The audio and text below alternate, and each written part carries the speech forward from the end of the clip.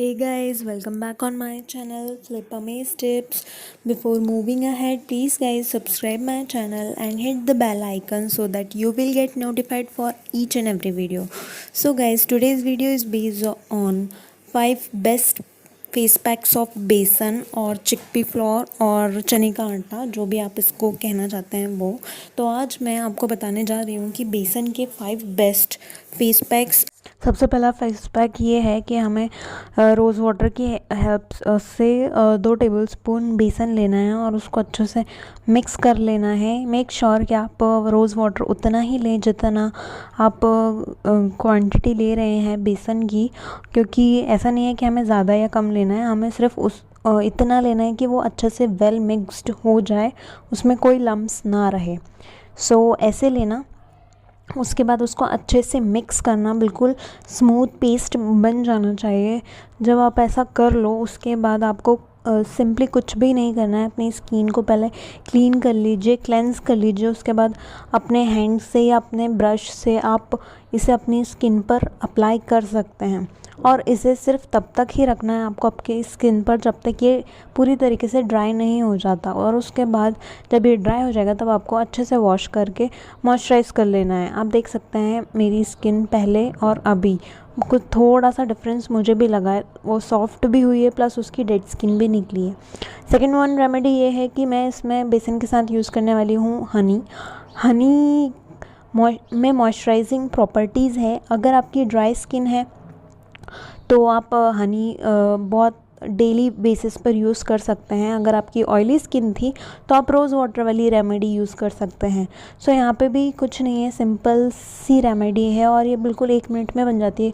आपको लेना है 2 टेबलस्पून और आपके फेस के अकॉर्डिंग बेसन एंड हनी उसमें ऐड करना है और मिक्स करके अपनी स्किन पर अप्लाई करना है और थोड़ा टाइम रखने के बाद 10 to 15 मिनट्स रखने के बाद उसको वॉश कर लेना है। थर्ड वन रेमेडी ये है कि आपको रॉ मिल्क लेना है या आप वार्म मिल्क भी ले सकते हो। आपको ऐड करना है 2 टेबलस्पून मिल्क में 2 टेबलस्पून बेसन और मिक्स कर लेना है। ये आपके फेस को ना केवल क्लीन करेगा बल्कि आपके पोर्स को भी में जो भी डर्ट है वो उसे निकालेगा और आप बल्कि चेहरे पर एक अलग सा निखार भी लेकर आएगा और आपकी स्किन को ग्लोइंग बनाएगा। सो ये रेमेडी आप डेली बेसिस पर यूज़ कर सकते हैं। आपको सिंपली अप्लाई करना है अपनी स्किन पर और जब तक ड्राई नहीं होता तब उसके बाद आपको वॉश कर लेना है। Then the fourth remedy I have is with mixing besan with aloe vera gel. अगर आपको नहीं पता है कि मैंने एलोवेरा जेल कैसे बनाया है तो मैं कार्ड पर अपनी एलोवेरा बनाने वाली वीडियो का लिंक दे रही हूँ, आप वहाँ से जाकर चेकआउट कर सकते हैं कि आप how to make aloe vera at home.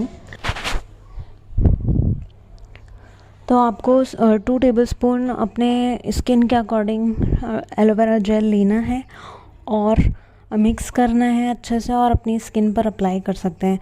हाँ, ये रेमेडीज़ आपके फेस के लिए और नेक के लिए काफ़ी हेल्पफुल और बेनिफिशियल हैं, पर आप दूसरे बॉडी पार्ट्स पर भी ये रेमेडीज़ को यूज़ कर सकते हैं। ट्वाइस और थ्राइस अ वीक आप यूज़ कर सकते हैं ये सारी रेमेडीज़। नेक्स्ट रेमेडीज़ हमारे पास ये है, हम वही सेम 2 टेबलस्पून बेसन लेंगे और 1 पिंच ऑफ टर्मरिक प्लस उसके अकॉर्डिंग हम वाटर ऐड करेंगे और स्किन पर अप्लाई करेंगे। सो गाइज़, आपको ये सारी रेमेडीज़ कैसी लगी?